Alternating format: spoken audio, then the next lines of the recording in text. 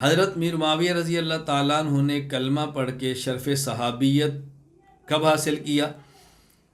حضرت معاویہ رضی اللہ تعالیٰ عنہ نے 7 ہجری عمرۃ القضاء کے موقع پر کلمہ پڑھا ہے۔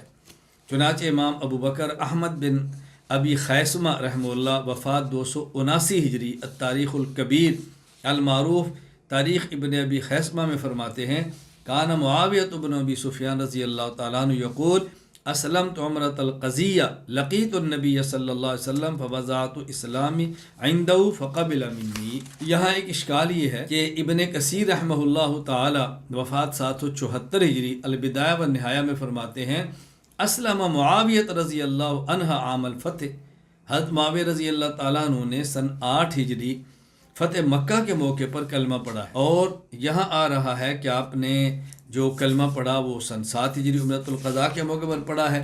تاریخ الکبیر کے حوالے سے بظاہر تعارض ہے، ذہن نشین فرما لیں تعارض کوئی نہیں۔ حضرت معاویہ رضی اللہ تعالیٰ عنہ نے سن 7 ہجری عمرۃ القضاء کے موقع پر کلمہ پڑھا، لیکن اپنے اسلام کو مخفی رکھا، اور آپ نے 8 ہجری فتح مکہ کے موقع پر اپنے اسلام کو ظاہر کیا۔ چنانچہ حضرت ابو الفدا اسماعیل ابن کثیر رحمہ اللہ وفات 774 ہجری البدایہ والنہایہ میں فرماتے ہیں، اسلمت یوم القضیہ ولیکن کتمت اسلامی من ابی۔ حضرت معاویہ رضی اللہ عنہ فرماتے ہیں، میں نے کلمہ تو عمرۃ القضاء میں پڑھا تھا، لیکن اپنے اسلام کو میں نے اپنے والد سے چھپا کے رکھا۔ ثم لما دخل عام الفتح اظہرت اسلامی فجئت فرحب لی۔